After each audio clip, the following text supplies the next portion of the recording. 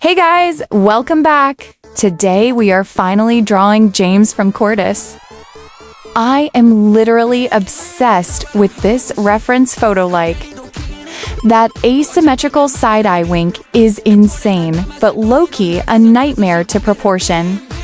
Grab a drink, get cozy, and let's get into it.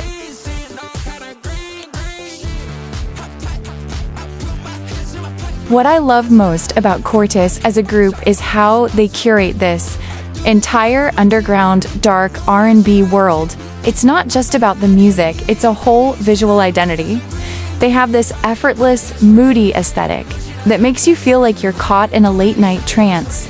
Every time they drop something, the art direction is so intentional, and it heavily inspired how I wanted to tackle this piece.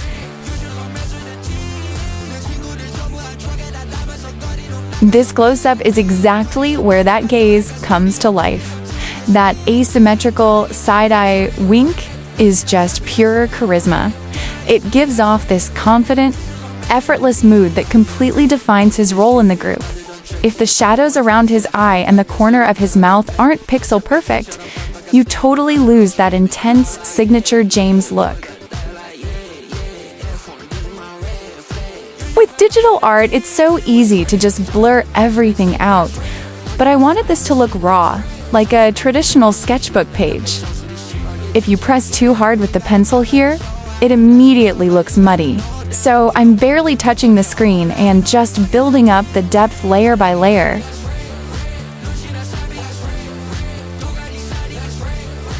But let's talk about James, because his charisma is literally insane. He has this signature gaze that just stops you in your tracks. It's that perfect mix of mysterious and intense. Like he's looking right through the screen.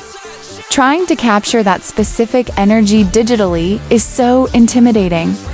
Because if you miss his expression by even a millimeter, you lose that entire heavy, captivating feeling that makes everyone obsessed with him. For the face, I went all in on the hatching details this time. Since the contrast on the photo is hitting so hard, the shading had to be precise. Look at the left cheek right under the wink. I'm laying down these super fine, parallel lines to catch the shadow from his hair. This close-up is exactly why I spent ages on the lips and eyes. James' mouth is slightly open here, and if the shadows in the corners aren't pixel perfect, the whole expression just loses that intense, moody vibe. Getting the wink to not look distorted took so many redraws, but we got there. Moving on to the rest of the piece, I really wanted the chaotic, messy hair to balance out the sharpness of his eyes. Cortis always gives us that raw, unpolished but highly stylized look, which is honestly a staple for James. It's all about creating a mood that feels intimate, but distant at the same time. That's why I kept the clothing and the line work a bit looser, to keep all the focus on his expression. For the drawing itself, I wanted to bring out that dark K-pop aesthetic purely through pencil hatching. I spent so much time laying down fine, raw lines on the face to capture the dramatic lighting. His hair is a whole mood. It's super messy and wild, so I blocked out the deepest shadows first before adding the fine, stray strands. Even for the shirt, I used a looser hatching style that follows the fabric, keeping everything textured and authentic, rather than just blurring it out. Moving on to the hair, and oh my god, the hair was a mood. His style is so messy and wild.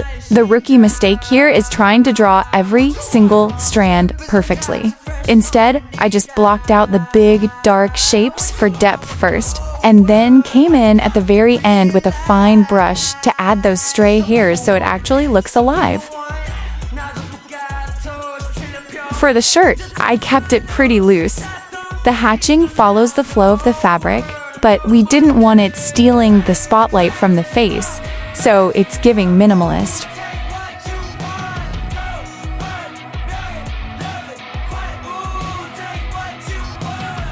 For the background, I wanted to keep it super minimal and clean, so it wouldn't overpower the portrait.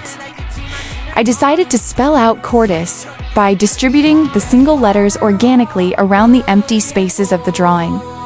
It adds a subtle graphic element that anchors the piece to the group, but stays completely low-key, so all the focus stays exactly where it belongs. If you ask about the brushes I use, honestly, the secret isn't even a crazy custom pack. I'm literally just using the standard Echidna and Scopus from the default Procreate sketching set. It's all about how you play with the opacity and pressure. And that's the final piece. Trying to translate James's crazy charisma and the Cortis world into a digital sketch was such a fun challenge.